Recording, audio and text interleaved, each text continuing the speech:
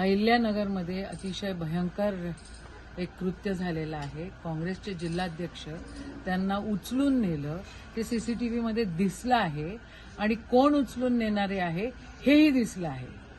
हे जर इलेक्शनच्या दरम्यान होत असेल तर मग हे जर इलेक्शन अविरोध करण्यासाठी होत असेल, हे जर इलेक्शनमध्ये दबाव तंत्र वापरण्यासाठी होत असेल तर मग याला काय म्हटलं पाहिजे? आज संविधान दिवस आहे. तुम्ही लोक संविधानाची तोडमोड करताच आहे.